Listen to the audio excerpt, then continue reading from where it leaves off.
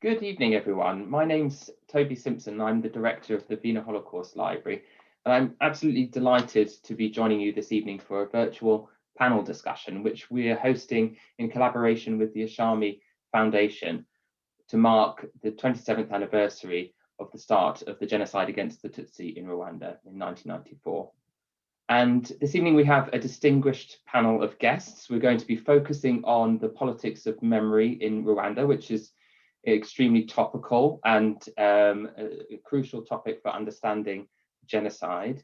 The library has, of course, worked with the topic of the Rwandan genocide extensively through doing exhibitions, and that's one of the reasons that I personally will be very interested in hearing what the panel has to say. And just for those of you who are joining who may not know of the library is the largest collection of material relating to the Holocaust and other genocides in Britain. And it was founded in 1933 by Dr. Alfred Wiener, who then was based in Amsterdam, and he was a Jewish refugee from Nazism. And the collection has grown from those beginnings and includes a wide range of material, and there's a reading room and exhibition in Russell Square. For the last few months, we've of course had to be closed due to COVID restrictions, but just recently the reading room has reopened by appointment, and it has a large collection of books and also some testimony material relating to the Rwandan genocide. So I would encourage you, if any of you have not visited yet, please do so. We'd be delighted to welcome you. So to move on to this evening's events, I don't want to take time that would be best spent listening to our fascinating panel of speakers. I'll just begin by introducing our chair for this evening. We're really delighted to be working with Zoe Norwich, the chair of the Ishami Foundation and Pro Vice Dean for Impact and Innovation and Senior Lecturer in African and Comparative Literature at King's College London. Zoe researches cultural responses to the 1994 genocide against the Tutsi in Rwanda, and she has a particular focus on literature, photography and place. Her books include the translation of Yolande Mukagasana's Not My Time to Die, published in 2019, and Perceiving Pain in African Literature, 2013. Thank you for joining us this evening, Zoe. Over to you. Thank you, Toby, and thank you to the Wiener Library for hosting this event this evening. As you heard, my name is Zoe Norwich, and I'm Pro Vice Dean for Impact at King's College London. And I'd like to welcome you all to this very important discussion at what is a very sensitive time of the year for survivors, the second week of the commemoration period for the 1994 genocide against the Tutsi in Rwanda. Tonight, we're going to be discussing genocide and the politics of memory in Rwanda, and this feels particularly urgent right now, given the growing context of genocide denial and revisionism. At the Ishami Foundation, where I'm fortunate enough to chair the Board of Trustees, we believe that it's essential that we draw on genocide survivor experience to connect us all to a sense of our common humanity. We believe that we all have lessons to learn from genocide survivors who've been through these extraordinary experiences and to give of these experiences so generously. And that's why I'm so grateful that we have two survivor speakers on our panel this evening. So let me talk you through the format before we begin. We're going to start with the three speakers. We have Omar Ndizeye, who is going to speak for around 20 minutes, slightly longer than the other panelists, because he's going to speak his personal story. And I understand from experience that takes a little bit longer than purely academic comments. And then we have Alice Musabende and Phil Clark, who are both going to be talking for about 10 minutes each. Following that, we're going to have a brief panel discussion, but we're going to try very hard to preserve time at the end to have conversations with all of you. Now, I believe that you're still going to be muted with your microphones, but what we'd like is for you to put your comments into the chat. And I hope that all of you can see those comments in the chat as they come up.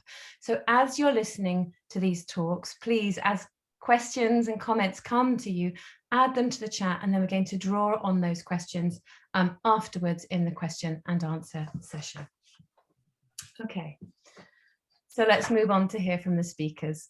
As I said, our first speaker tonight is Omar Ndizeye, and it is wonderful to meet online because we've never had the good fortune of meeting in person, or at least not yet. And I'm also particularly grateful to have you with us tonight because Ramadan falls in the early commemoration period this year. So thank you very much, and Ramadan Kareem as well. I found it very moving reading your book, and in part as well because you discuss your childhood memories of Ramadan and family and so on, and that gives it a very strong sense of place and a very strong sense of timing for me as well, and sort of the patterns of memory that are beginning to emerge here. This is an extraordinary book. It's widely available in the UK, and I'd highly recommend it to you. So Omar, as I said, is the author of Life and Death in Nyamata, and he's one of the very few survivors of the church massacre that took place at that site. And he's also currently writing another book about genocide memorials in Rwanda. Today, he's going to speak to us about his own story and about why genocide survivor testimony is so important. Over to you, Omar. Thank you very much, Dr. Zoe. Dear friends, good evening, everyone. As Dr. Zoe said, I'm Omar Ndizeye, survivor of genocide against Tutsi in Rwanda. So allow me to start by expressing my gratefulness to Ishami Foundation, Wiener Holocaust Library, for inviting us all, and me personally, to this event where I'm going to share with you my story, also reflect on the importance of survivors' voice in the memory of genocide against Tutsi in Rwanda. I want to start by saying that the necessity of this reflection reminds us free intellectual silences as written by Muhammad Mamdan in his book, when he said that when he included the history of genocide, the agency of genocide, and the geography of genocide. The story of my story of surviving genocide, to me, started with the survival of my father in 1959, when his family and the other Tutsis were deported to Bugesera in the southeast of Rwanda. My story of surviving genocide also is the story of my mother, my mother's father, who escaped the prison in 1963 when they were jailed during the time where Tutsis faced massacres along Rwanda, but mostly in Bugesera, southeast, in the region called Gikongoro, and many other parts of Rwanda.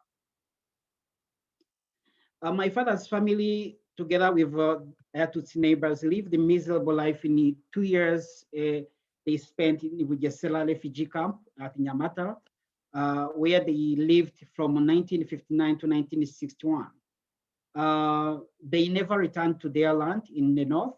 Rather, they settled in the southeast of Bugesera, in the southeast of Rwanda, in this region called Bugesera. When I talk about my story, I also highlight this because it's part of my family. It's a story of my family.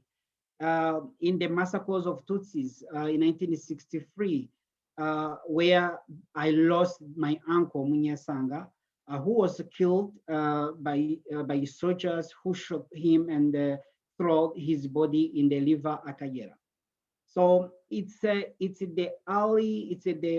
story that I've grown up listening, from my father sharing to the neighbors, his friends. My mother would speak less about her experience because when her father was jailed for a long time, she kind of never lived with her father because when he came out of prison, it was too many years, and she had grown up. So when I was born in 1984, my childhood memory was not separated from these memories, mostly dominated by the traumatic memories of my family in those refugee camps, the deportation part of my family, when their houses were burnt. Many other Tutsis were killed at the time, and some of their Tutsi neighbors were killed, but also some other Tutsis were forced to exile in neighboring countries. My father used to reminisce the stories, as I said, about their deportation and the how they suffered in the refugee camp.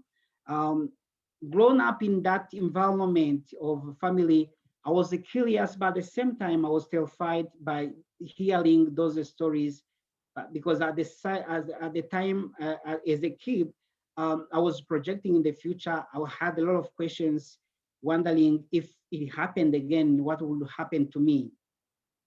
So as I was growing up, starting school, at the primary school called the Nyirarukovga, I'm mentioning this school because it has a particular history. It was the only school in the area where hundreds and hundreds of Tutsi kids were studying. Remember, it's a school created after my father and the other Tutsis who are living in the Bugesera, because they were the native of Bugesera, and those who were deported. So they were no school. So this is a school created by a priest with other Tutsi parents who were settled there. So when I went to that school, it was kind of family school, because I could see my uncle teaching there. My uncles, actually, two uncles, I could see other kids. So I would say that even though I could hear those stories, my childhood was normal, but of course, hearing those stories always would remind me what happened to my parents. The massacres of Tutsis, again in 1990s, started in the region called the Bigogwe, Kibirira. At the time, it never reached mostly in Bugesera, but during those who knows the history of Rwanda knows that at this time, the Tutsis, especially those who were elite, were jailed, suspected as Ibito. So my family was not affected by this. Rather, in 1992, when the massacres of Tutsis in the Bugesera started, it was a terrifying moment when many Tutsis who are living on our hill fled to Nyamata Church. At the time, we never reached to Nyamata, because as we were preparing to go to the Nyamata Church, we heard, it stopped, because at the time, the Italian sister Locatelli was killed when she was trying to alert international community of what was happening in Bugesera, where Tutsi houses were being burnt. Some of them were killed. So during that time, it was a chaos, terrifying. Interahamwe militias used to prosper, organize riots, CEDEL members, or coming to Bugesera, singing some of the terrifying songs. I remember one of the songs which was calling the extermination of Tutsis, which are saying, or which means, oh, let's exterminate them. Or another CDL song, which was saying that I know that the enemy of CDL is a Tutsi. So we could hear all those songs. That was the environment 4 years, I mean, the 1990s, prior to the 1994 genocide against Tutsi, when it started on 7th. Few weeks prior to the genocide, my mother had gone to Kigali because she was suffering from, she went for treatment. She was suffering from a malaria. She went with my sister. So on 7th, when genocide started, she was there. So 3 days after genocide started, as you can understand, in our area, it was dominated by Tutsis, those who were living in Bugesera, those who were deported in 1960s. It was a neighborhood dominated by Tutsis. So we never faced that danger in the first days. Rather, we could see houses being burnt on other neighboring hills. we could see Tutsi refugees coming to our areas, some of them being settled in the houses of neighbors. My father going with other men to resist to the attacks of Interahamwe, which were coming. Uh, I would say that their resistance was broken by military soldiers. Then on 9th, we had to leave our house to go to live in the forest of Kayumba. So we never spent much time in that forest because on 11th in the morning in Interahamwe, I mean, the whole forest was surrounded by government soldiers who opened up a gunfire. It was terrifying and stopping, like 4 hours of shooting. You could hear how loud it is. We land in every direction. Children could miss their parents, parents would miss their children, relatives. It was a chaos. So everyone were trying to save life. We are lining to different directions. I and my family, we went to Nyamata, while others stayed in the forest trying to hide in the bushes. So finally, we reached to the Nyamata church later in the evening. I would say that it's a very short distance, but it took us the whole day to reach to Nyamata because of those shootings of every corner of the forest. So where we were running, we were facing the shootings and then come to other side. So it took us the whole day to reach to the Nyamata church. So when we reached to the Nyamata church, we spent the night inside the church.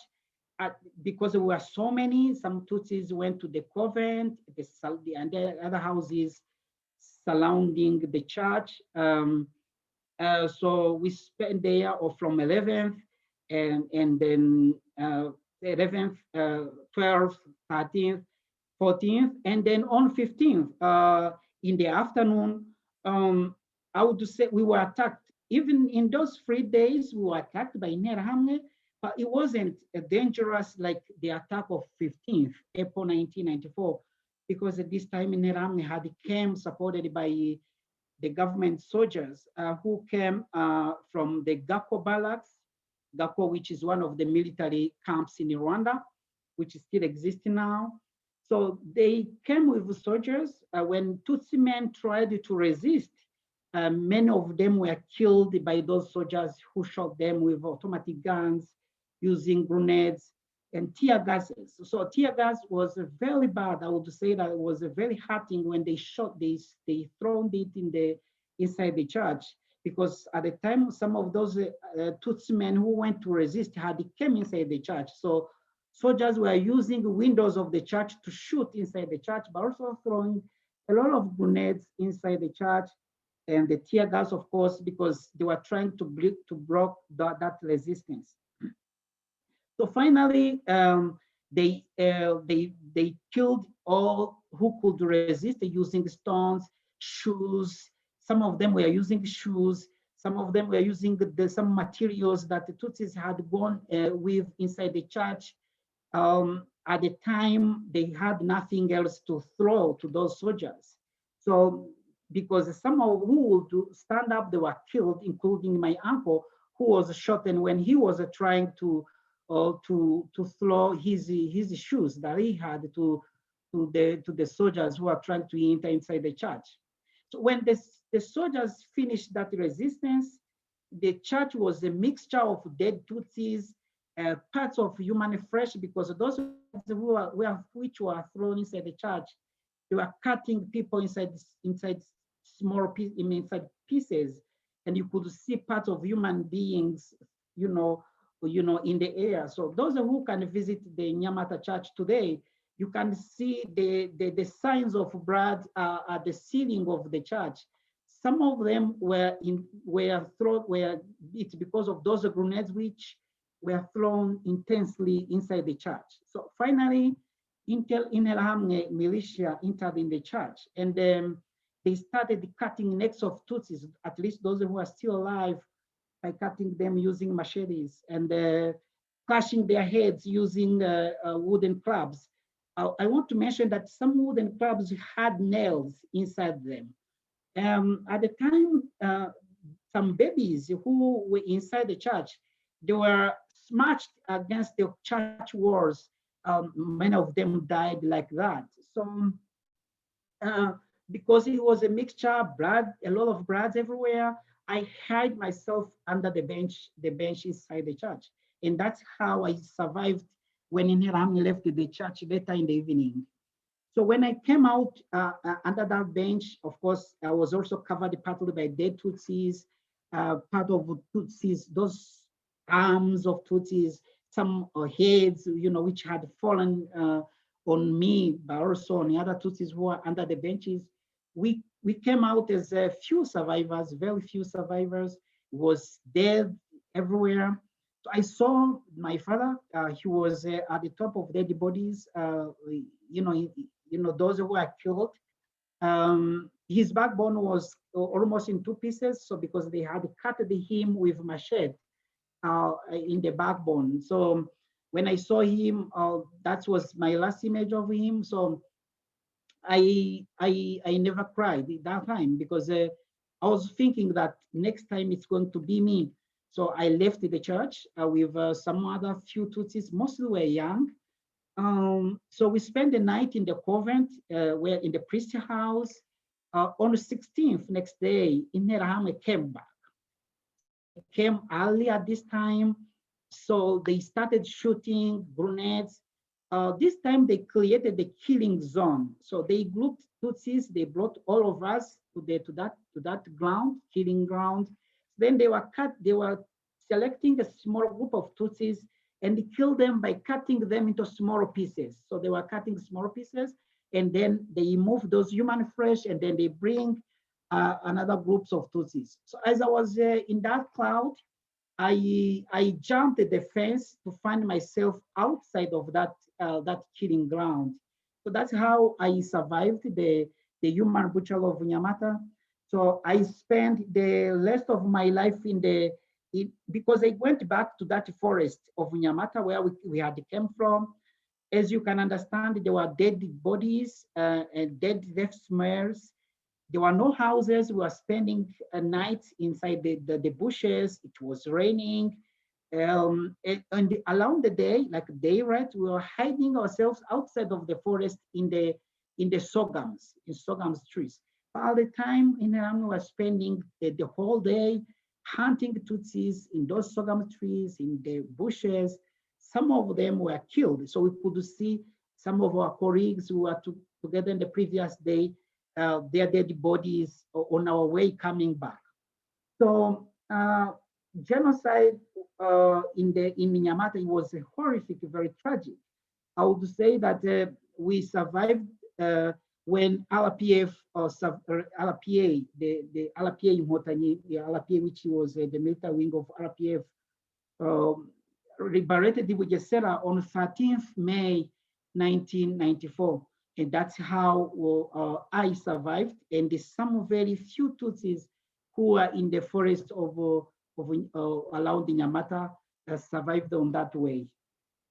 So that's fully my story during the genocide. That's how I survived. I reconnected with my mother in August when where she was living in Kanombe was liberated again by RPF. And then she came to Bugesera to see if there is someone who was still alive, and that's how I connected to her. So as I conclude, today we are reflecting on the importance of survivors' story in the remembrance, in the memory of genocide, specifically in the remembrance of genocide, in the memory of genocide against Tutsi. I would say that the book that Dr. Zoe mentioned, it's because of what you might call invisible, what the Nicholas Mersos called invisible in his article, where he reflected on the representation of genocide against Tutsi in different works, different books, be it academic, be it popular. So where I couldn't find the humiliation we faced, the cruelty we faced, all those things that made us suffering during the genocide. I could not find it in the different works. And that's why I say, let me at least write this book in the way that I understand, the way that I lived, in the way we lived, to give a name to my own. I would say that, it is the rest, the book of survivor's story are mostly lost in the theories around genocide, and of course, endless debates around genocide, because most of those debates are very political, many very academic, very theoretical, very few scholars spend time to describe the humiliation, because for survivors of genocide, be it Holocaust survivors, be it survivors of genocide against Tutsi, it's that humiliation that matters. It's that suffering, it's that cruelty that matters. So when we miss this part of the story, yet we never survived those stories, we are missing a lot in any work that you can talk about around the memory. So as a French historian who did a lot of research on the memory of genocide against Tutsi, Lemmy Corman, in his articles, which said the Tutsi body in 1994 genocide, ideology, physical destruction, and memory. When he said that the memory of genocide is more with methods employed by killers. Some of his words he used, he also used that it's also the process of extermination. And I added that it's also the ideology behind it, which form the memory, of survivors. So in any work which reflects to this process, to this method used by killers, it responds to aspiration of survivors. It's the same reason that I and the Professor Stephanie started, and the other two researchers, as Dr. Zoe mentioned, decided to write a book on 265 genocide memorials, memorials of genocide against Tutsi in Rwanda, because there is no memory without stories. As Vedat Ngarambe, the architect of Bisesero Genocide Memorial, said during our interview, that there is a symmetry of there is a symmetry where victims are buried, but there is also memorials which reflects the history of genocide. Then he said that you can't have a memorial without a story. I would say that you can't have a memory of genocide without stories. That's where the importance of stories of survivors means a lot. That's how they are very important. He said at the time that I wanted to immortalize the resistance of Bisesero, which means that through memorials, there are a lot of things we can see that reflects genocide. For people who visit Memorial of Bisesero today, they see everything. But for Vedas, who designed this memorial, this is what was mattering.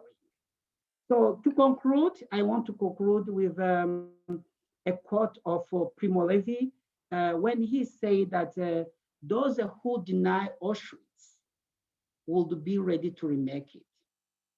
I thank you very much for your kind attention.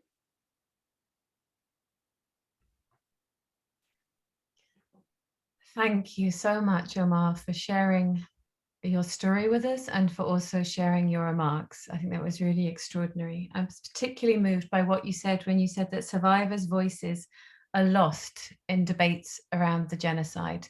I think that's something really to pay attention to remember, to hold on to, particularly in April every year, but throughout the year as well. Thank you so much for drawing attention to that. I also found it very helpful the way in which you explained why it was so important for you to talk about horror and humiliation, why those details, why the degrading nature of that experience was really vital to communicate. So thank you for sharing that. I know that's not easy to share. And I also thank you for sharing the stories of your parents, for sharing the story of your father who survived 1959 and of your mother who survived 1963, because you are a recipient of memory as well as transmitting your own memories. And thank you then sharing those with us. Very important. We're going to collect all the questions at the end. So if you have questions for Omar, thank you for Orly and Barbara who've already added those questions. If you have other questions, please do add them to the chat as we go on. Right now, though, I want to welcome Alice Musabende. Alice, thank you for joining us. Alice is a Gates Scholar pursuing a PhD in politics and international relations at the University of Cambridge. She's also a former journalist, and she too is a survivor of the 1994 genocide against the Tutsi. So you may have heard her speak last week, where she spoke very movingly about genocide denial and the silencing and the sidelining of Rwandan voices at international academic institutions. And she talked very movingly there as part of the Rwandan High Commission's commemoration event, which I believe is still available to watch online. Today, she's going to reflect further about how she navigates media simplifications and the nuances of intergenerational memory. And I know that there you draw on your role as a mother as well, which is something that's very fascinating for many of my survivor colleagues who are trying to transmit memories to their children, and also important for those of us, like indeed Phil Clark, who is going to speak after you, who have children who they take to Rwanda and who are also talking to children about these kinds of experiences. So thank you, Alice, for joining us. Over to you. Thank you. Thank you, Zoe. And first of all, thank you to the organizers at the Wiener Library for organizing this event. Thank you to Ishami Foundation for inviting me and for giving me the opportunity to reflect and to speak.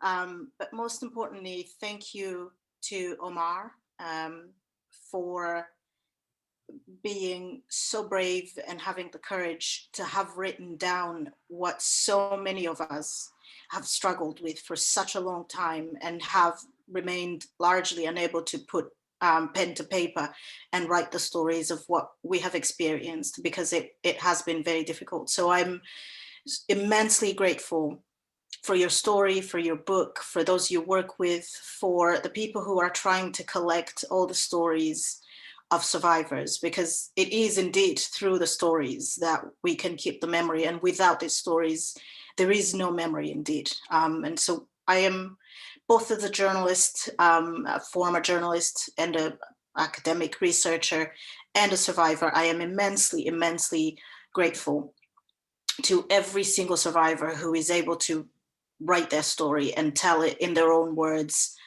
and put it somewhere for posterity, because that is the responsibility that I think we have. In my talk today, I want to sort of touch on a couple of things that I have observed in the last 10, 15 years that I've really gotten interested in this. When I went to the journalism school at the National University in Rwanda in Butare in 2000, it was really in the early days of journalism. But it was very clear in Rwanda anyway that we had been going through a reckoning moment. We knew that what had happened with the media in Rwanda, with the responsibility and the role that the media had played in driving hatred and in making it possible for people to get away with impunity, that we needed to rethink what the role of the media was. It was about going beyond storytelling to tell, to figure out a way that the media could be responsible and held responsible for what it does.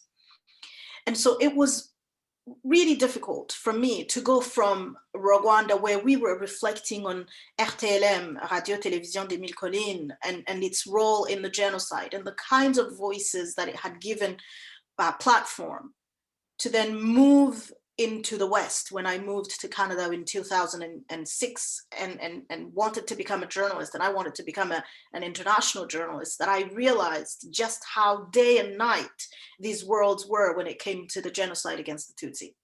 Because on the one hand, Rwanda had gone through a reckoning moment. We had had to do the work of realizing what our own people had done in terms of of using the media for killing purposes. And I went outside of the country and I realized that not that many people actually in the media really understood what Omar was talking about, this dehumanization of Tutsi, which was at the core of the genocide itself, both in the media and outside of the media. But no one outside of Rwanda was really so much aware of that bit, the dehumanization bit. It was extremely difficult, I think, in the last 10 or so years that I have lived in the West. What the last 27 years then have taught us about the media is that while Rwanda was grappling to kind of decipher the role of the media, well, that was not the case really so much outside of the country. Because I want to take a few minutes and briefly outline what I think are the links between international media and the genocide, so you can see that it wasn't just after the genocide, it had been ongoing for such a long time.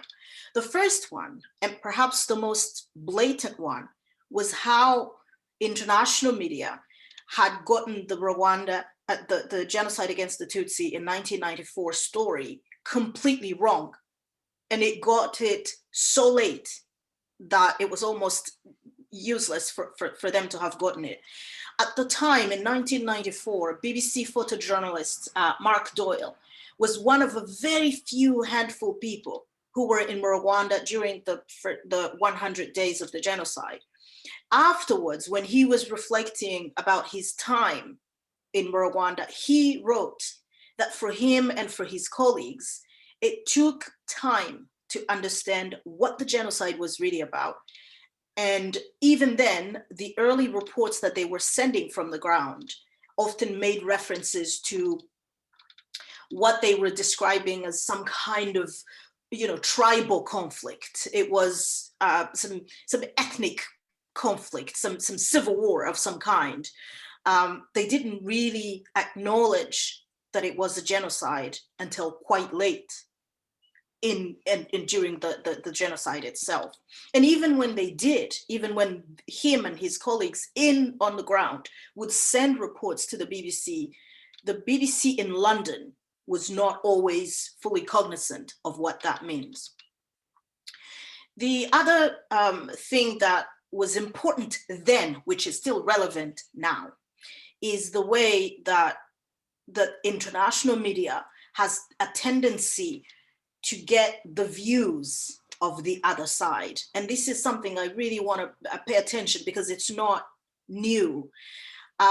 During the genocide in 1994, there was a tendency, especially in New York, to say, oh, but let's listen to the government of Rwanda, as well, the then government, to see what they have to say so they can defend their decisions, as if there is something defensible about an intention to exterminate half of your population. And yet the media was unable to grasp the nature of a genocide and how it's organized by the state. And it gave rise at that time to a form of subtle complicity, as if, these people could get away with it because they need to give their own version of the other side of the story, so that we could pretend to be objective. Now, there is no denying that international media helped increase awareness of what the genocide had been like in the aftermath of it, but not during of it. The months that followed, that's when stories started coming, some news started coming out.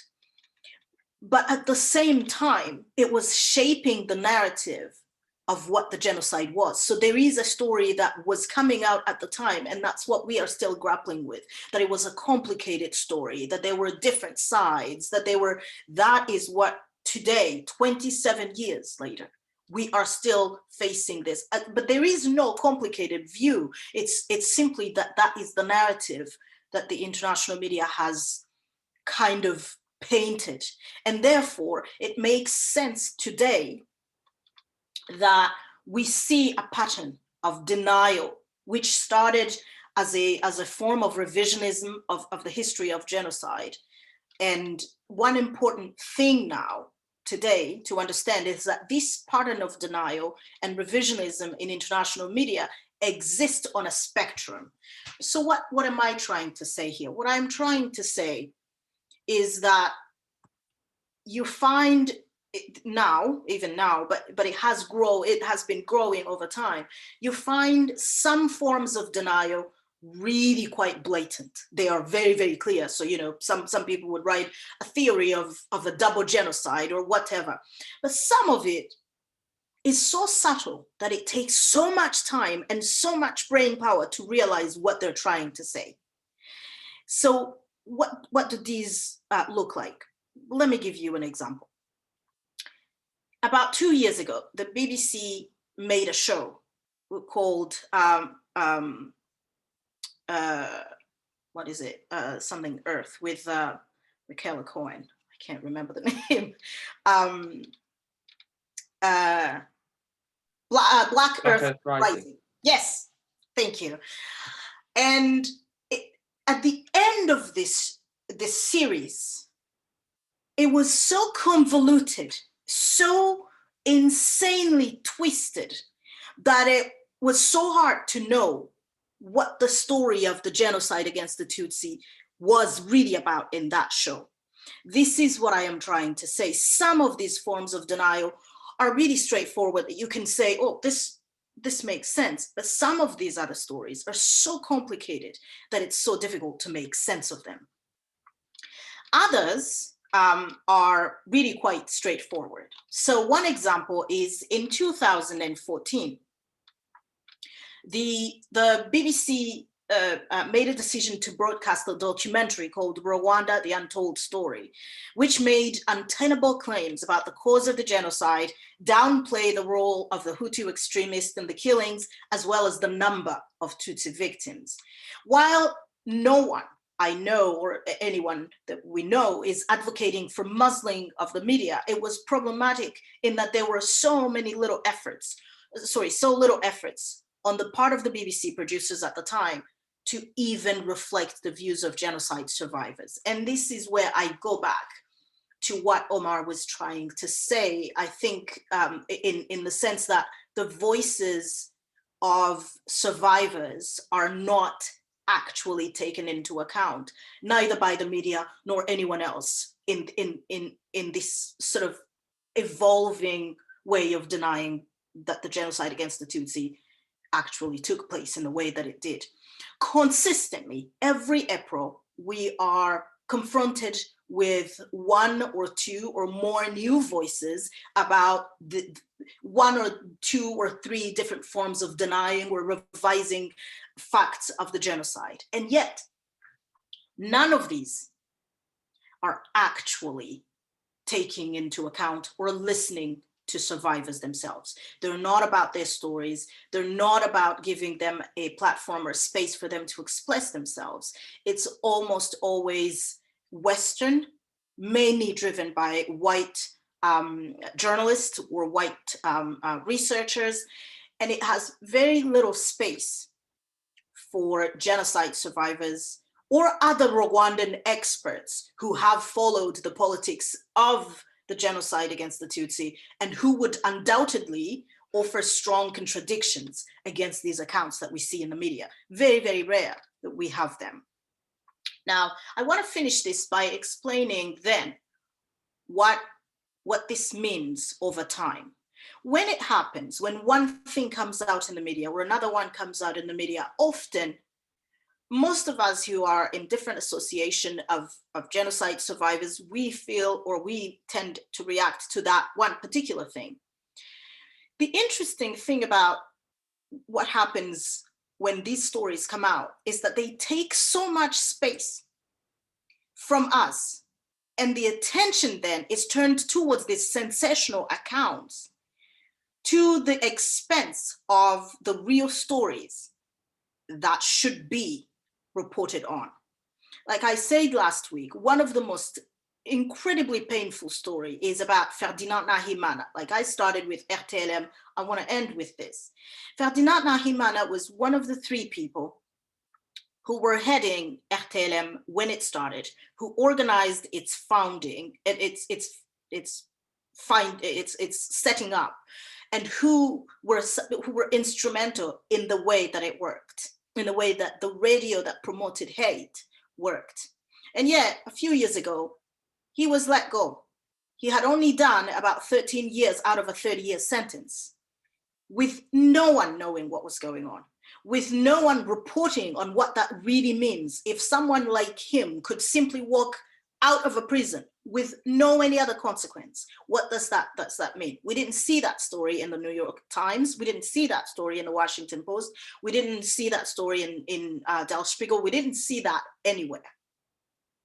And yet, those are the kind of stories that the world should be following, because it promised that it was going to deliver justice, since it actually couldn't be there during the genocide to intervene. And so these kinds of stories that we see in the media, they're not just sensational. Over time, they don't just obscure our stories. They don't just obscure the memories of those that we lost. They also take attention away from the administration of justice that survivors deserve, but also that the world ought to do if it doesn't want this to happen again.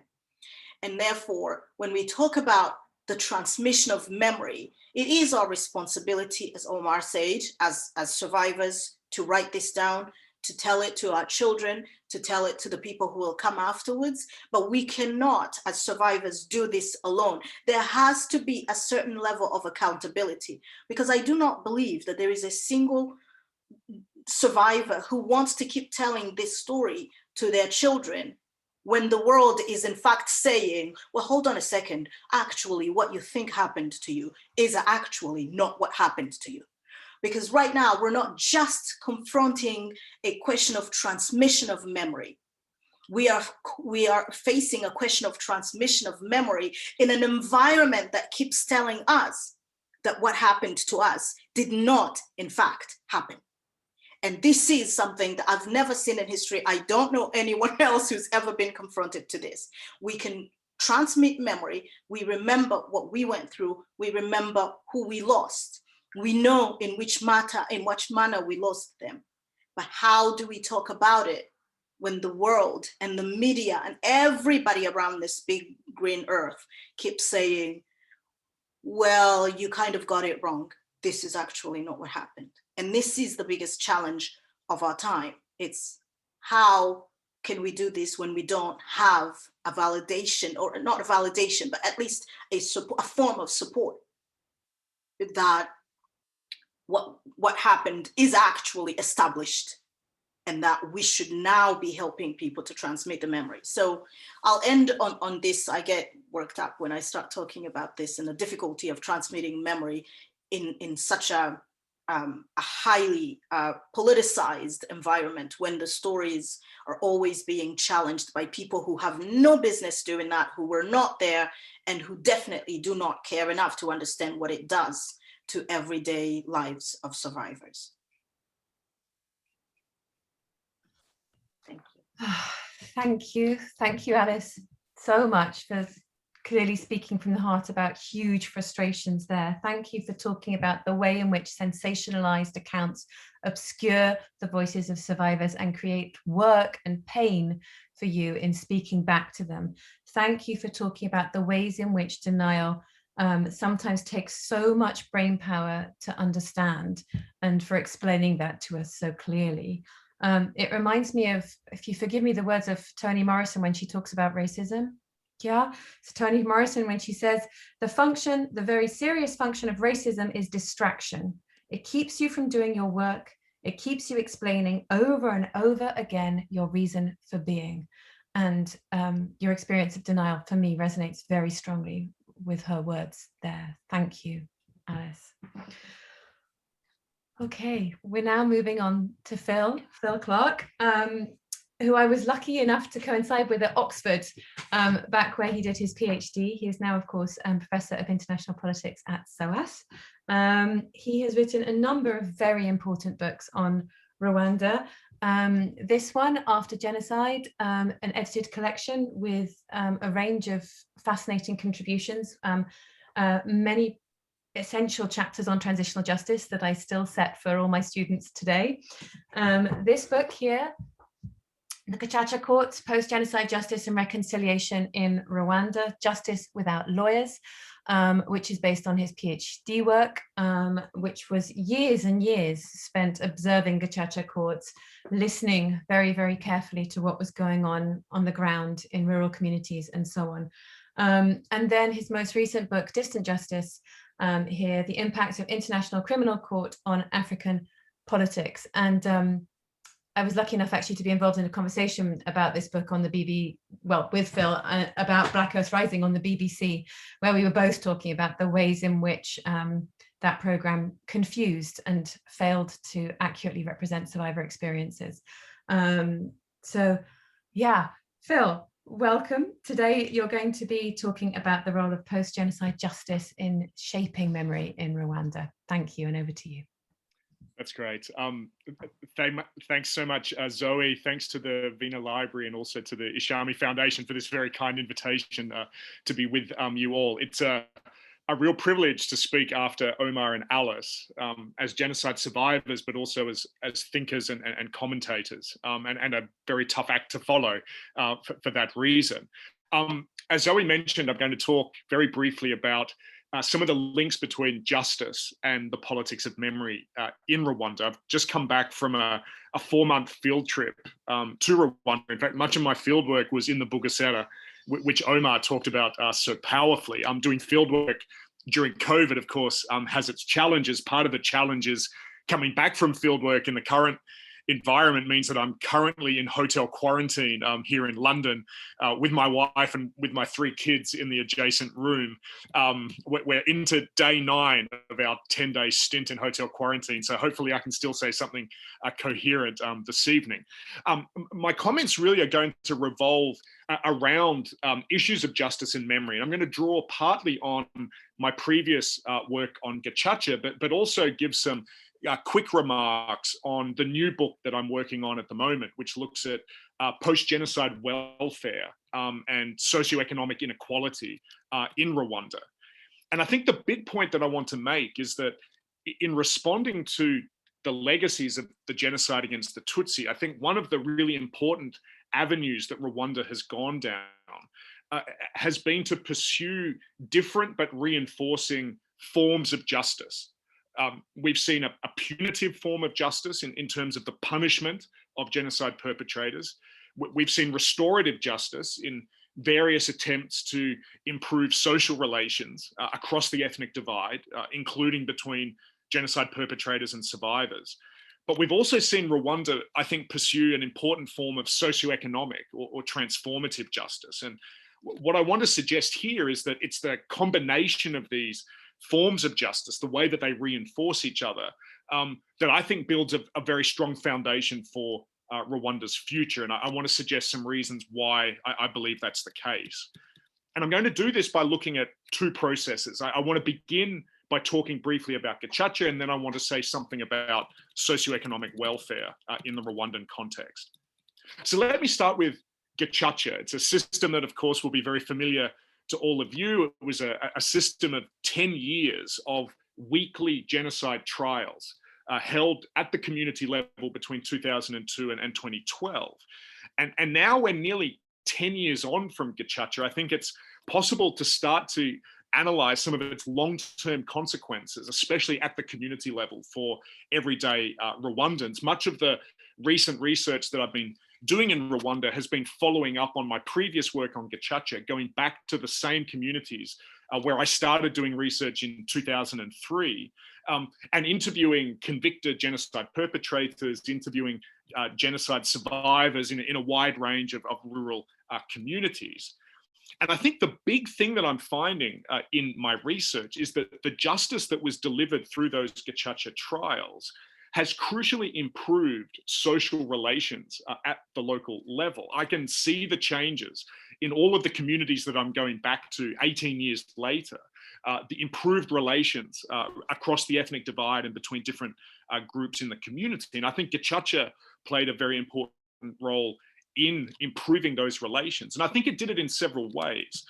One was, firstly, it delivered punishment. I think there is a strong sense in many communities in Rwanda that it was important that a form of punitive justice was delivered for genocide perpetrators. And this was in the face of many international lawyers, many foreign commentators, many human rights groups telling the Rwandan government that they should institute an amnesty for genocide suspects. That was a very strong recommendation that I think the Rwandan government quite rightly ignored in the early 2000s, because going back to local communities today, there's a very strong message coming through that perpetrators now can only live back in the community side by side with genocide survivors because there has been public acknowledgement and public accountability for the crimes that they committed in 1994.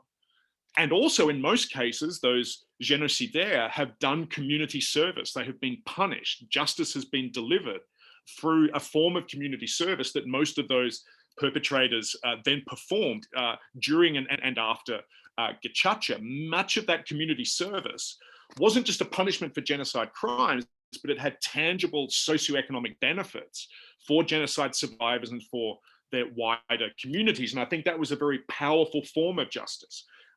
We're going to punish you, but we're going to do it in this very creative way, not by, in most cases, sending perpetrators back to jail, because no one ultimately would have benefited from further incarceration. The emphasis instead was on community service. And I think that was a very smart wedding of punishment and socioeconomic justice in that regard. I think Gacaca also bequeathed some very important long-term legacies for Rwandan communities by insisting on those perpetrators having to confess to their crimes in front of their own communities through the Gacaca process. This comes up time and again in my interviews with genocide survivors, but also with perpetrators themselves. The importance of Gacaca facilitating a direct public confrontation about the past, bringing survivors and perpetrators into the same physical and social spaces to talk about the crimes of the genocide. In contrast to more conventional court systems, which have a structural tendency to separate out victims and perpetrators, Gacaca brought them very closely together. That moment, that process, that dialogue that was facilitated, I think has been very important for the relations between perpetrators and survivors. What that process also did was it got the truth out in the open. One of the things that really struck me, even on this last research trip, going back to a lot of my old field sites, was that there was, broadly speaking, no longer that sense of suspicion and finger pointing that had been replete in these communities in, say, 2003 and 2004, a period when there was real uncertainty about who was responsible and who wasn't responsible for genocide crimes. Gacaca, I think, did a remarkable job of getting that all out in the open. And of course, it was an imperfect process, but I think it really took the sting out of a potentially corrosive form of suspicion and uncertainty that characterized many of these communities 15 or 18 years ago. And as a result of all of that, and I think sometimes this is a reality in Rwanda that is too easily brushed over, Gacaca facilitated the largely peaceful reintegration of convicted genocide perpetrators back into the very same communities where they had committed crimes in 1994. And in most cases, they are now living, if not side by side, at least very close to the survivors of the genocide, including sometimes the survivors of their own crimes. And this has happened in a peaceful, in a stable, and often in a highly productive way.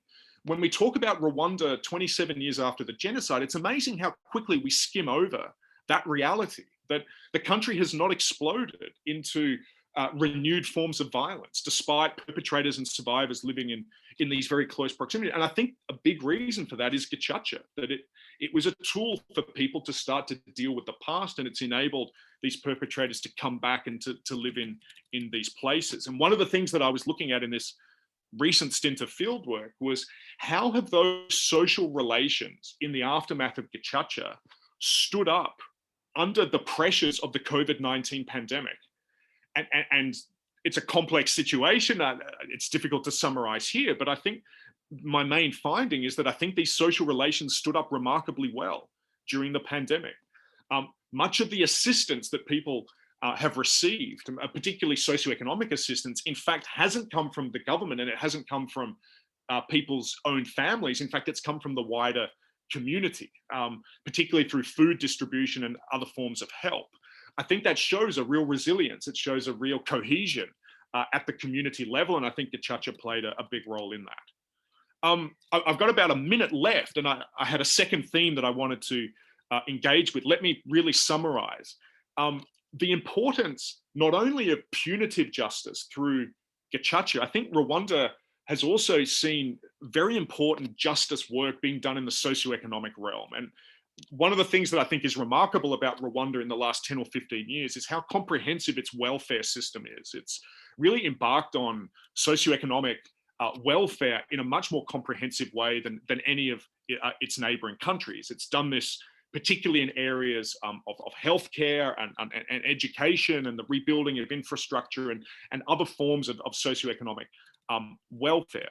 The big thing that I would share with you, I guess, coming out of my research at the moment, is that especially in rural areas at the community level, there is a real sense that this welfare system has started to tackle socioeconomic inequality across the ethnic divide. There is a real sense that Hutu and Tutsi and Twa have been treated equally in terms of the way that welfare has been delivered by the state.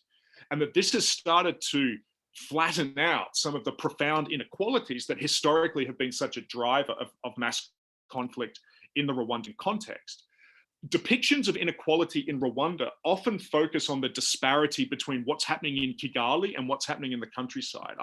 I don't think that that's the primary reality for most people living in rural areas today. The issue of inequality is often about a comparison with one's neighbors. It's about the person who lives next door to you. How are they doing in relation to yourself, rather than what might be happening in the gleaming capital city? And I think if we look at welfare in Rwanda as a form of socioeconomic justice, that justice is being delivered across the ethnic divide. And I think it sends a very strong message that there is this important equality, that Hutu and Tutsi and Twa are going to be treated in very, very similar ways. And I think that has been very powerful, including for many of my genocide perpetrator respondents, who will often be very critical of the central government, but will say that they can point to the tangible change in their socioeconomic realities today. So I think welfare in that sense has been an incredibly important form of socioeconomic justice in Rwanda, with one caveat, one exception, and I'll end on this, which is that I think even though inequality is being addressed horizontally in rural areas, there is a problem in Rwanda today around the urban poor, because it's in Kigali that the poorer population does look at the gleaming capital city that has grown up in the last 10 years, and they are confronted by their inability to access that wealth. And so I think in many respects, socioeconomic justice is being more effectively delivered in rural areas for the vast majority of Rwandans, but the minority of people living in Kigali, that the urban poor, I think there is much more work to be done there. And that disparity in the capital city itself has been magnified by the COVID situation, because much of the urban poor lost its livelihood during the pandemic, has only received fairly minimal amounts of government assistance. And interestingly, it's the urban poor now that is having to call to the countryside for help. And a big part of my research has been looking at the forms of food distribution and help that, in fact, rural inhabitants have been giving to their family members and to their friends in the city. I think in the last year, it's been a story of the villages supporting Kigali. That is where the help has come from. And I think it puts a real spotlight on the plight of the urban poor. So we've got punitive justice, we've got restorative justice, particularly through Gacaca, but I think socioeconomic justice through ubudehe, which is the term used for the welfare system, I think has also been a very important form of justice that is dealing with inequality, which has historically been a driver of conflict. And I think that together, Gacaca and ubudehe have forms of justice that reinforce each other, and I think are leaving Rwandan communities in a much stronger place than we are often led to believe by a lot of the commentary that's doing the rounds at the moment. Thanks very much. Thank you, Phil. It's wonderful to hear about research that you've just been doing in Rwanda. And really important, I think, to hear about what is happening in more rural areas, and very heartening as well to hear that this climate of suspicion that you referred to as being in place perhaps still 15 years ago has really shifted over time. That must be very heartwarming, in fact, for you as a researcher to go back and to see that, and that it has stood up against the COVID-19 pandemic. Thanks as well for the comments about the urban areas where those where the socioeconomic challenges that people are experiencing are still very, very real and very pressing. So yeah, brilliant. Thank you. I see that we have quite a few questions in the comments, so I think I'm just going to ask one question of the panelists, if that's okay, just to start off the conversation. And it's probably the most controversial or perhaps sensitive question that I prepared, and it's a question that connects with another event that took place this week. So this Tuesday saw the launch of a very controversial book by Michaela Wrong, and a petition was started to protest her use of a very racist idea in the introduction, and that idea was that Rwandans are liars. Now, as I understand it, her intent was to talk about the way in which people who had been talking to her over time had told one story at one point and then had changed their story and told a different story. However, I think it was completely tone deaf to the Rwandan context because it failed to talk about the genocidal history of talking about Rwandans as liars, particularly in talking about Tutsis as liars. And it also completely ignored the context of a society after genocide where truth as a concept has been incredibly important, where truth has been so important for survivors who've been giving their testimonies, who are expecting to be heard and believed, and also indeed for perpetrators who've also given their testimonies in courts and Gacaca courts, as you've been talking about, Phil. And so I wanted to ask you, because I don't think we had much time or opportunity in the event on Tuesday, I wanted to ask you whether you would mind saying a little bit about what it means to you, why it's wounding, this idea of Rwandans as liars, and why it's so important that this is challenged. Open to whoever wants to respond. Amar, Alice. Yeah, I think it's Iris. You want to go first? Sure. Yeah. Thank you. Thank you, Zoe. Now I have to do a disclaimer. I haven't read the book yet, so that all I know is in the context of what you just explained, but also what I have heard and read about this book. However, I think there's a couple of things that are quite shocking about this assertion. There is the fact that it's extremely insulting to all the Rwandans in general, because I do not believe that someone can really say that Rwandans are liars just having spoken with 2 or 3 or 4 or 10 people, or 100 for that matter, but that does not describe a trait.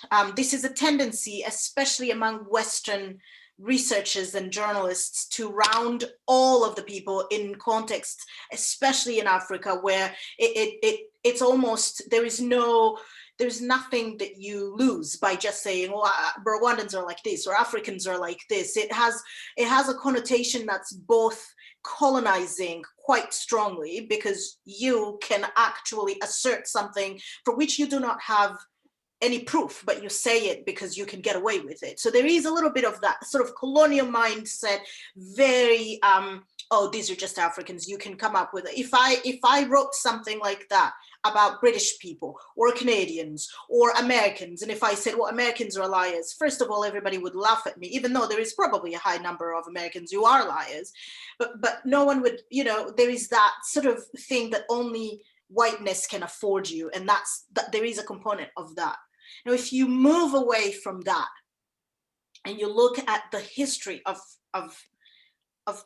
particularly Tutsi being liars, or described as conniving, cunning people with some kind of higher intelligence who are able to tell you one thing but also lie about some other thing. This is the history upon which a permission to hate them was built.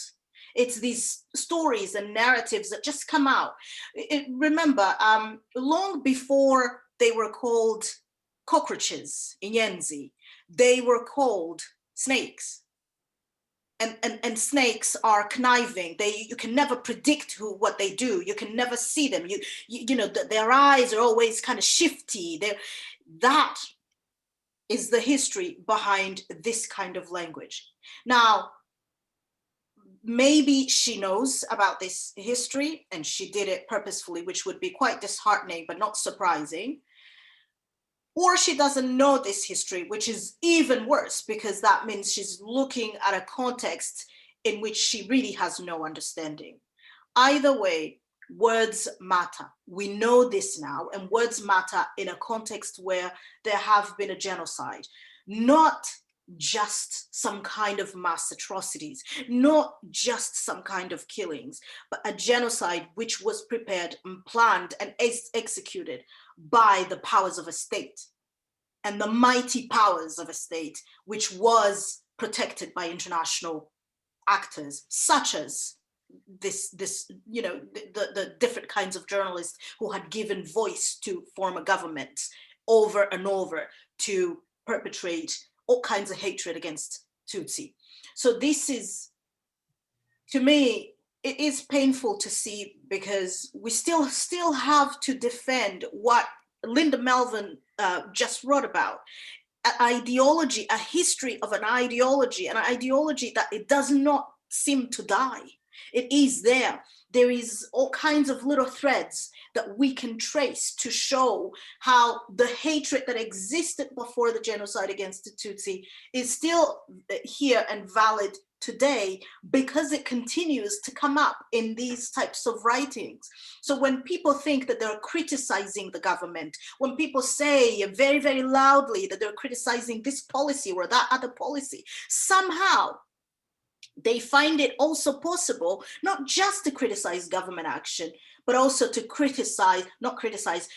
demonize and dehumanize Tutsi. Still, 27 years. In most of these critiques, there is an underlying tone, an underlying level of hatred that they can keep getting away with. And this is what that word still reminds us today. It's not just that Rwandans are liars. I'm sure there are hundreds of Rwandans, millions maybe, who have lied about one thing or another in the past. I don't know, but that's not the point. The point is that when you make such a generalization about a people, denying them the agency, denying them the ability to be looked at as individuals instead of as a group of people, what you are saying is that you are giving permission for someone, anyone, to come up with these group descriptions. And it is precisely these kind of group descriptions that have led to killings. It's by saying Tutsis are cockroaches. Tutsi women, for example, before the genocide were described as those people who they lie. They're shifty. They don't really, they do this, they do that.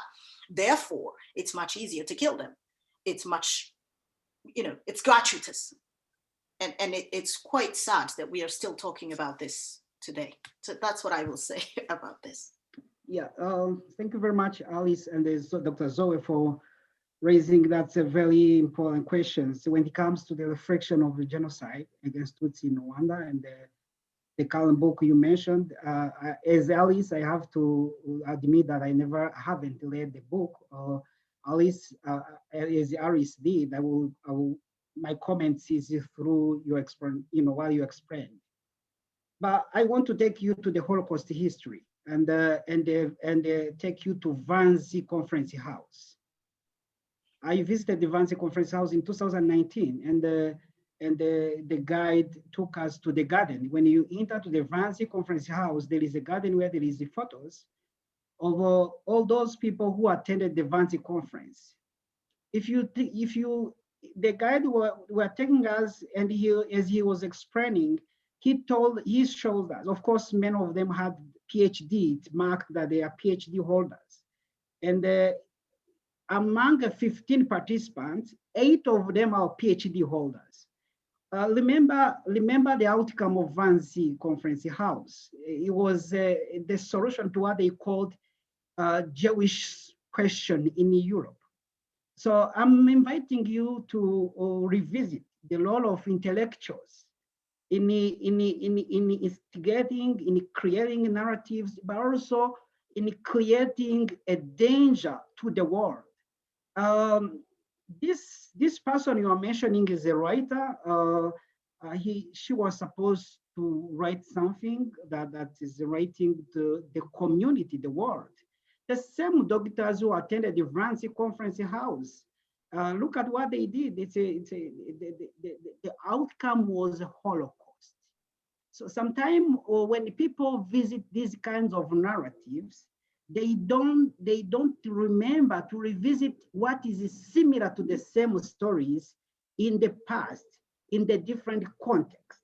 So when it comes to Rwanda, when you see the role of intellectuals in creating the narratives that made the genocide happening, being possible, you need to visit the 19th century writers during the exploration time and see how many writers who came to Rwanda, the researchers who came to Rwanda, they ignored the 18 clans to create the political identities, which is the Hutus and Tutsis.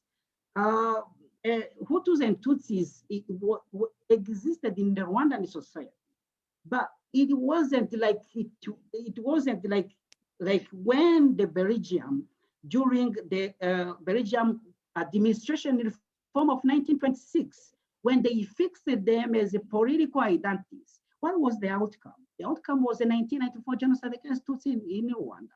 So who to blame? It's intellectuals, it's a writers, the writers of Hamitic theory, the writers of that reform, the researchers who did a lot of research that instead of telling people, the useful things, they try to tell them how different they are by creating kind of theories. Visit Wannsee, it's the same. It's the same. It's rats. It's creating Jewish thing. These elements. Things that these are not an isolated case. So I think now it's a time for having an open debate and to see how stories like this are taking us, but also to visit the nature of academia and see how academia have been contributing to this kind of mass atrocities, sometimes innocently, but also sometimes with intention. How the work of academia have been used by propagandists, by manipulators of the societies around the world. So it's a question not for today. It's a question for the whole institution. It's a question for the whole approach. It's a question for centuries of research. It's a question of nature of research. Thank you for bringing the question, but I think it also responds to what we studied, the lack of stories of survivors, because they are not responding to this kind of manipulations. They are not they are not contributing to the easy narratives. They are not part of simplicity of narratives. They are kind of what Nicholas, of course, Nicholas said, I'm inviting you to read the paper of Nicholas, which is invisible again, to see how these kind of narratives, these kind of reports, all of them are connected. It's a sad story. I don't want to say that all researchers read to that way. They are researchers, they are doing well, but of course we need to revisit and see what's wrong in the approach. And of course, I think Rwanda Marvin wrote well in Intent to Deceive. I mean, when you read this book, it's when you hear, it's when you see. These are intellectuals she was talking about. So Thank you very much for the question. I'm bringing a lot of questions for reflection rather than answer. Thank you very much. Thank you, Omar. Phil, did you want to come in briefly? Look, the only thing I would say is, having read the book, I've got a review of it coming out in Foreign Affairs either tomorrow or the day after. And I also attended Michaela Wrong's book launch on Tuesday.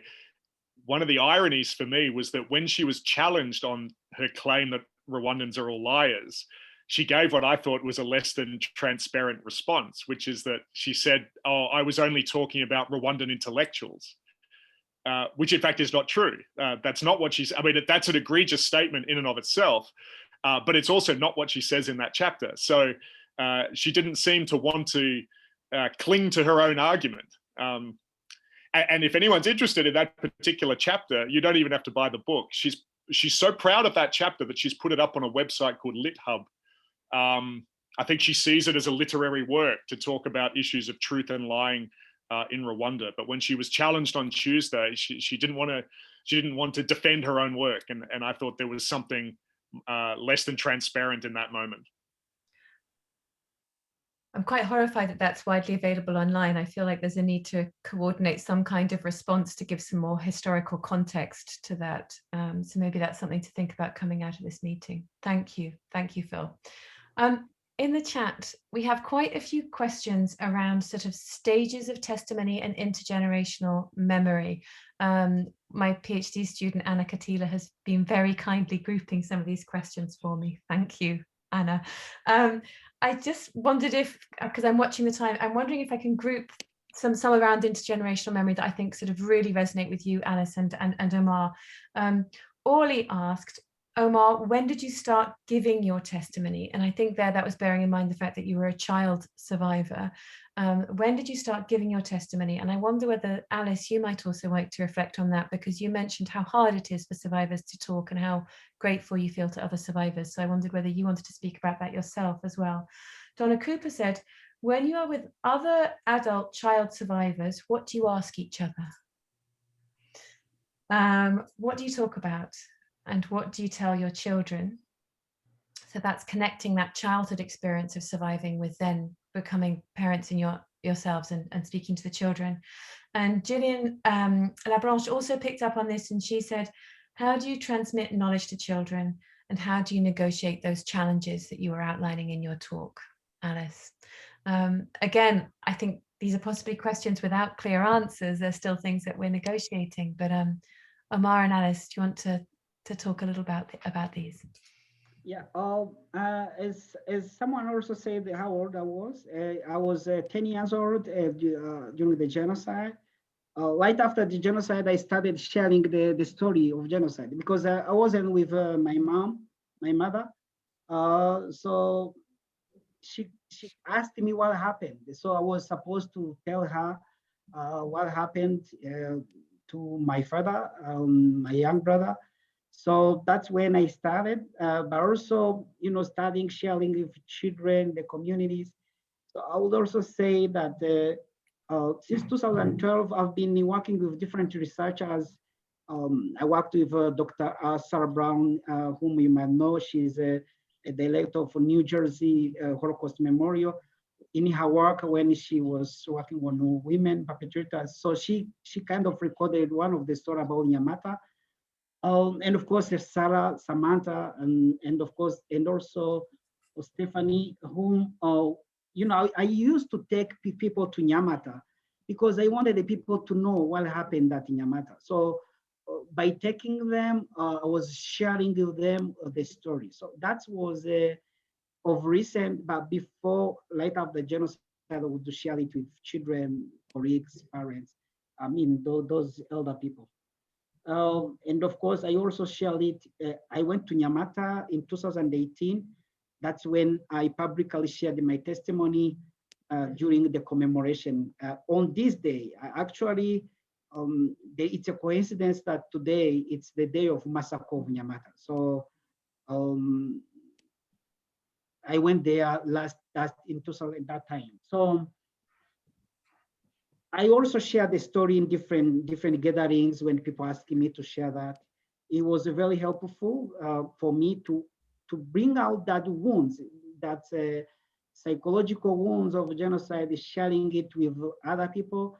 Part of it is healing. So when I wrote that book, I felt that it's kind of a burden that came out of my head. So now my stories no longer have to me.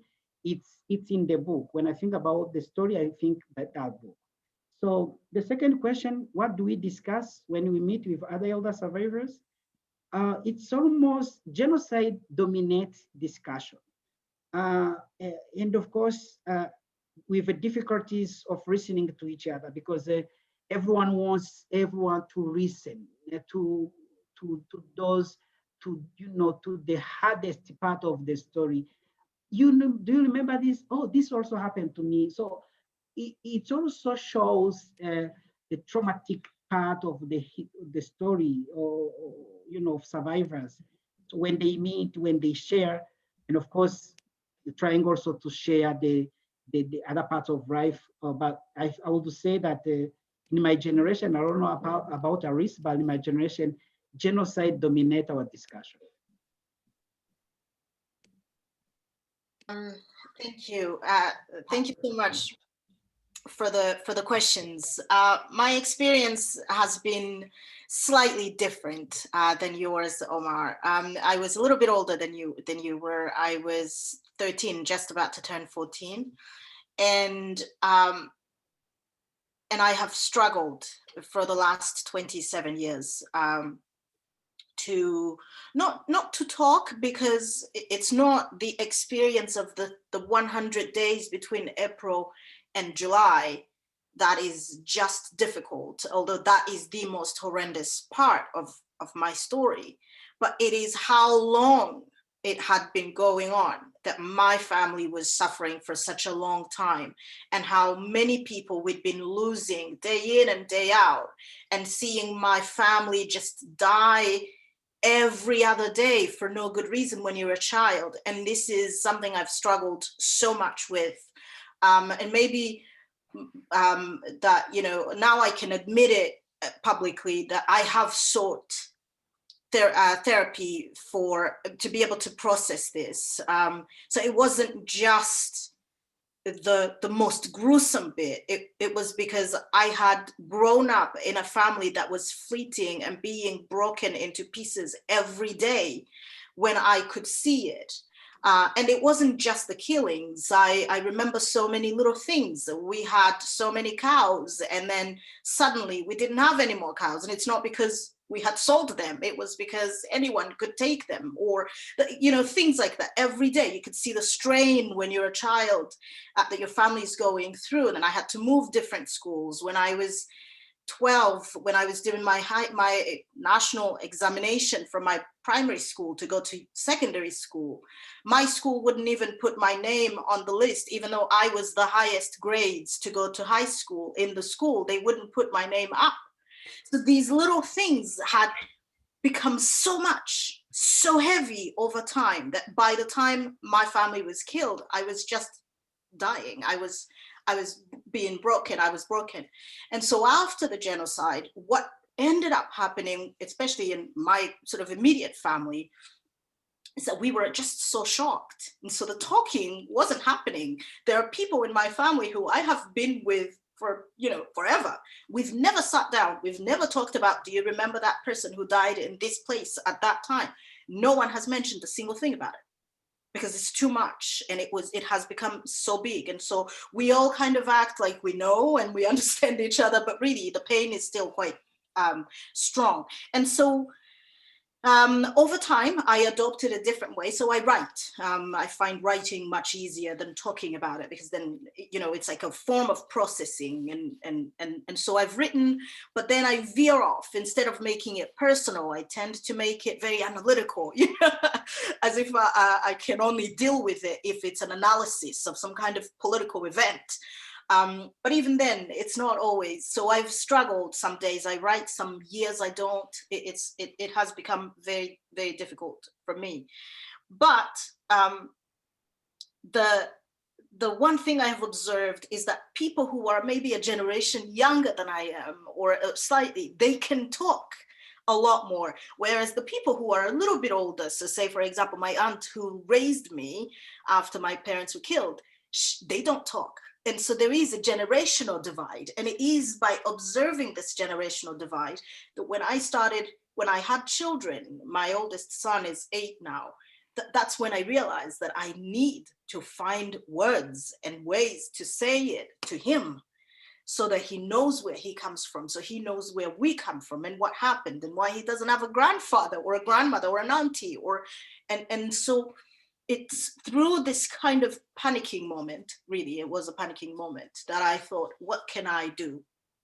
And so very recently, really about 8 months ago, I decided to make a radio program, which I am doing in collaboration with the BBC Radio here. And I called this program Unspeakable, because it's about discussing how parents such as myself, who've experienced the genocide against Tutsi, but also who, in my case, don't have any other living family member, no siblings, no parents. How do we, and then we also happen to raise children in the West, where they can't attend a commemoration event more than once a year. They don't really understand. Sometimes their Kinyarwanda is not that good.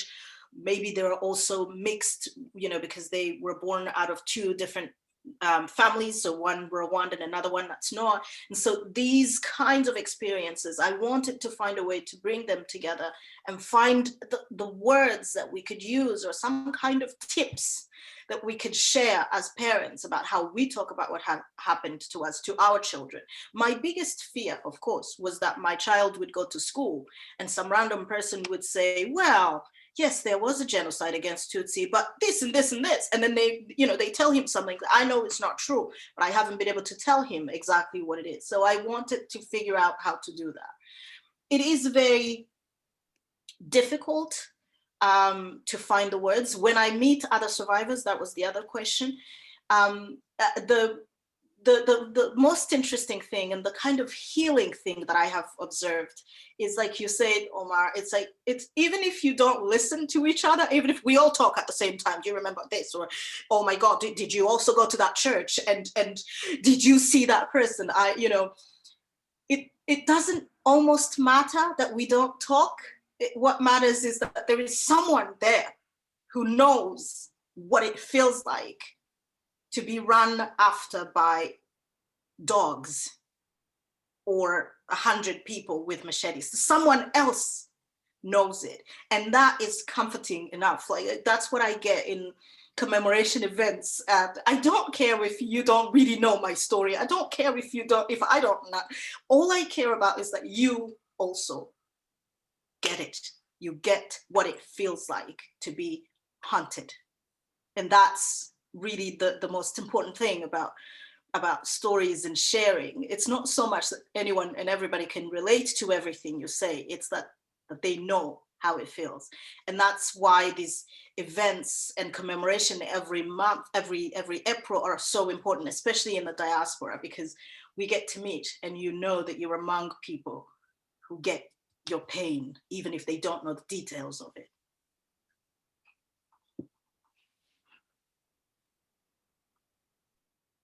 Thank you, Alice, for sharing those words about the power of sharing a feeling, sharing an experience, sharing knowledge. And thank you for, in a very different way, sharing that with us today by talking about your struggles, by talking about your experiences, by talking about the hardest bit of those stories. Thank you.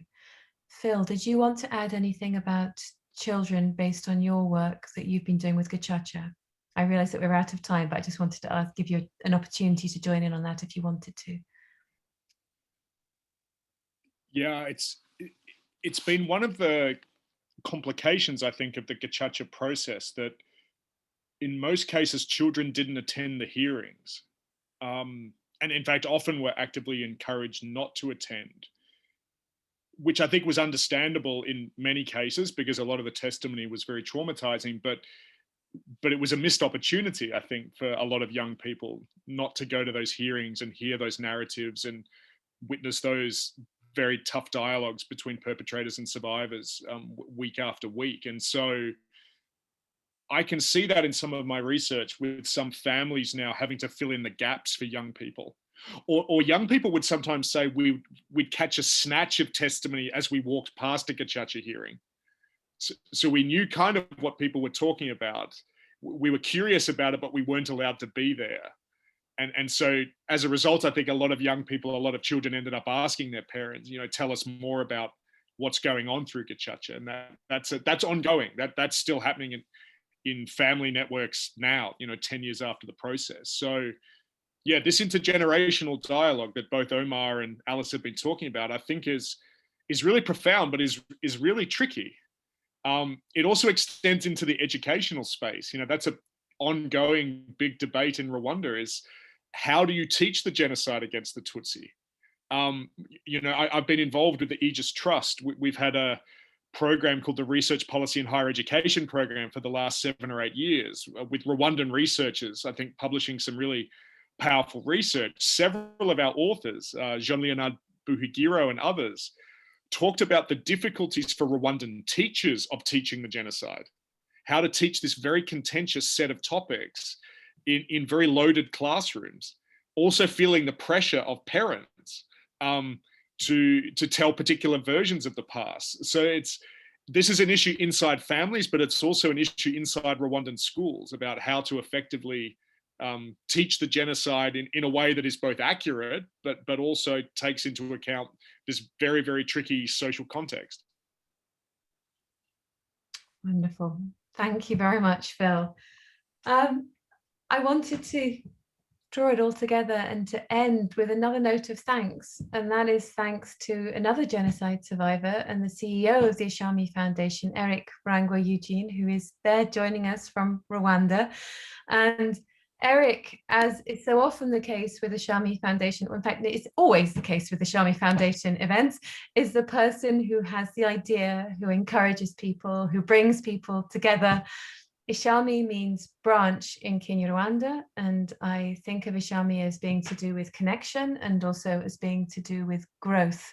And I am hugely thankful that we have such an extraordinary person who is bringing together survivor communities in the UK and in Rwanda, who is drawing academics into those conversations, drawing teachers into those conversations, helping us think about not just teaching the genocide against the Tutsi in Rwanda, but also how we teach it in the UK, how we bring it into our schools, and how we learn from that as we ourselves in the UK also struggle with racism and with legacies of violence, our own legacies of violence as well.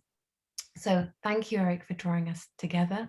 Thank you to our wonderful speakers, to Omar, to Alice, and to Phil for speaking from the heart, for bringing so many insights to us and for speaking so openly. Thank you to everyone who asked questions. I'm so sorry that we didn't manage to respond to all of them. I hope that we've picked up some really important themes.